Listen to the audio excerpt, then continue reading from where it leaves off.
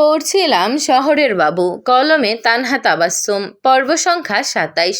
ইয়াসিন আর আমিনার বিয়েটা খুব সুন্দরভাবেই সম্পন্ন হলো। হাসি, আনন্দ, ছবি তোলা আর দোয়ার মধ্য দিয়ে কখন যে সময় গড়িয়ে গেল কেউ টেরই পেল না। কিন্তু আনন্দের মাঝে এসে পড়ল সবচেয়ে আবেগঘন মুহূর্ত, আমিনার বিদায়। বিদায়ের সময় আমিনার মা নিজেকে সামলাতে পারলেন না। মেয়েকে শেষবারের মতো বুকের কাছে টেনে নিয়ে ঝরঝর করে কেঁদে উঠলেন। বাবা চুপচাপ দাঁড়িয়েছিলেন, কিন্তু চোখের কোণে জমে থাকা জল আর লুকিয়ে রাখতে পারলেন না। মেয়েকে জামাইয়ের হাতে তুলে দিতে গিয়ে তার হাত দুটো কাঁপছিল।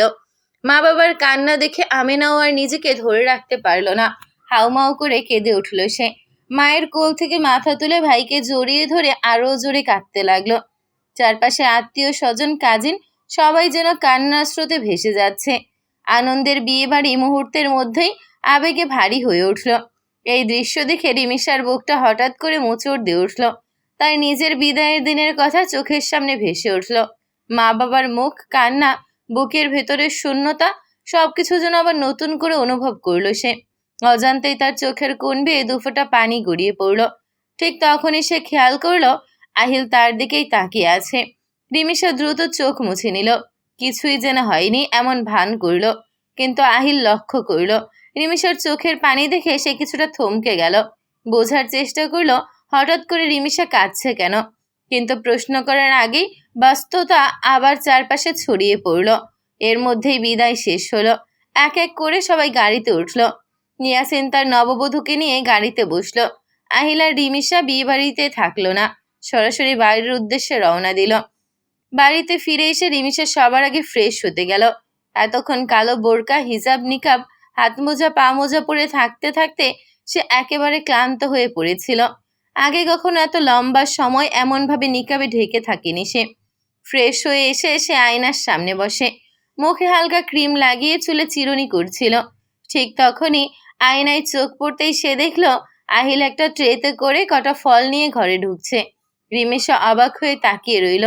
আহিল ট্রেটা টেবিলে রেখে স্বাভাবিক গলায় বলল, আজ তো নিকাপের ঝামেলায় ঠিকমতো খেতে পারোনি, আপাতত এই ফলগুলো খেয়ে নাও।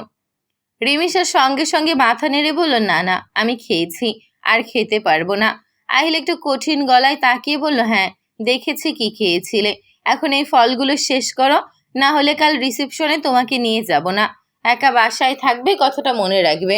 কথাটা বলেই আর কিছু বলে না। ফোনে জরুরি একটা কল আসায় সে ঘর থেকে বেরিয়ে গেল। রিমিশা আর কথা বাড়ায় না, চুপচাপ ফলগুলো খেয়ে নিল। সত্যি বলতে কি তার খুবই খিদে পেয়েছিল। অন্যদিকে রাইসা বিছানায় শুয়ে শুয়ে আজ তোলা ছবিগুলো দেখছিল।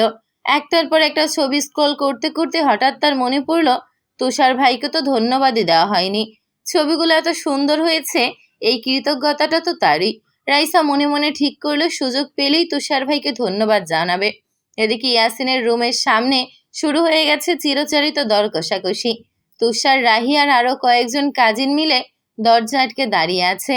আহিল এসব ঝামেলাই নেই, সে একটু দূরে দাঁড়িয়ে সব দেখছে।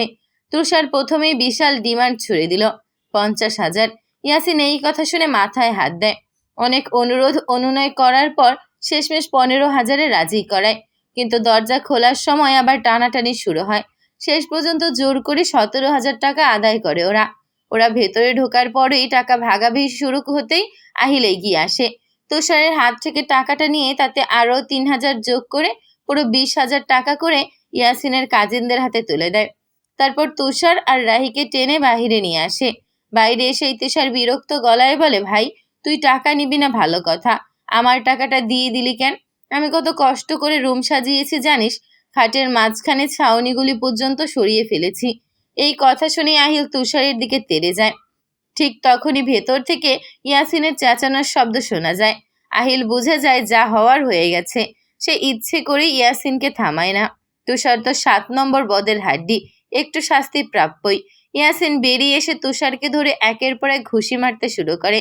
তুষার চেঁচিয়ে ওঠে, আরে ভাই আমি আবার কি করলাম, তুই আমাকে মারছিস কেন? ইয়াসিন রাগে গর্জে ওঠে, তুই জানিস না কি করেছিস? তোর কারণে আমরা খাটে বসার সাথে সাথে নিচে পড়ে গেছি। খাটের ছাউনিগুলো সরাতে ভুলিসনি তুই। রাহি এসে কোনো মতে তুষারকে ছাড়িয়ে নেয়। আহিল দূরে দাঁড়িয়ে শান্ত গলায় বলে, ইয়াসিন এই বদের হাড্ডিটাকে নিয়ে যা যা নষ্ট করেছে সব ঠিক করিয়ে নিস, আমরা যাচ্ছি। এই বলে সে রাহিকে নিয়ে চলে যায়। তুষার পেছন থেকে ডাকতে থাকে, কিন্তু আহিল গাড়ি নিয়ে বেরিয়ে পড়ে। গাড়ি থেকে মাথা বের করে রাহি হেসে বলে, যা যা নষ্ট করেছিস সব ঠিক করে লেকের পাড়ে আয়, আমরা ওখানেই আছি। ইয়াসিন তুষারকে নিয়ে তার রুমে চলে যায়, যা যা উল্টাপাল্টা করেছে সব ঠিক করে দেওয়ার জন্য। তখনই তুষার বলে উঠল, আরে ভাই, আমি তো তোর কাজ সহজ করে দিয়েছি। সবাই ভাববে তুই খাট ভেঙেছিস, তোকে বাহবা দেবে। আর তুই কি না আমাকে মারছিস? আসলেই কারো উপকার করতে নেই, সেটা আজ বুঝেছি। তোকে দেখে সেটা ভালোভাবেই শিখলাম। তখনই ইয়াসিন, আগে তুই সব ঠিক কর, আমার এত বেশি উপকার করা লাগবে না। শেষ পর্যন্ত বেচারা তুষার একাই সব ঠিকঠাক করে। মন খারাপ করে সোজা বাসায় চলে যায়। মনে মনে সিদ্ধান্ত নেয় আর কোনো বন্ধুর ভালো করতে যাবে না। আজ সবাই মিলে যেভাবে তাকে ফাঁসিয়ে দিয়ে চলে গেছে সেটা সে কোনোদিনও ভুলবে না।